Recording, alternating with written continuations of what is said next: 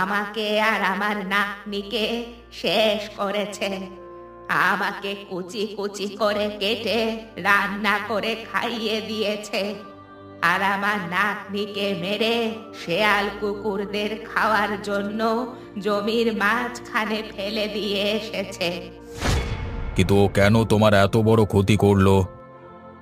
ওর নজর ছিল আমার হোটেলের দিকে, কিন্তু আমি কিছুতেই আমার হোটেলটাকে দিতে চাইছিলাম না, তাই আমাকে আর আমার নাতনিকে ও মেরে ফেলেছে।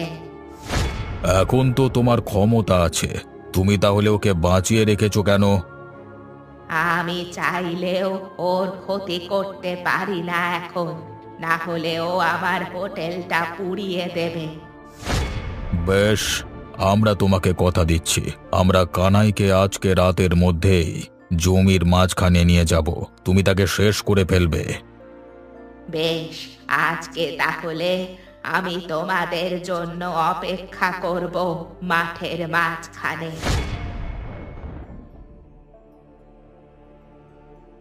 কিন্তু ওকে আজকে মাঝ মাঠে আনবেন কি করে?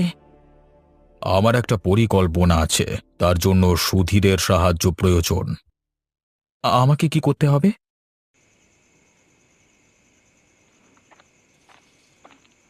আমি বুঝতে পেরেছিলাম, ওই বুড়ি লুকিয়ে লুকিয়ে অনেক সম্পত্তি করে ফেলেছে, কিন্তু আজকে তুমি না এলে আমি তো জানতে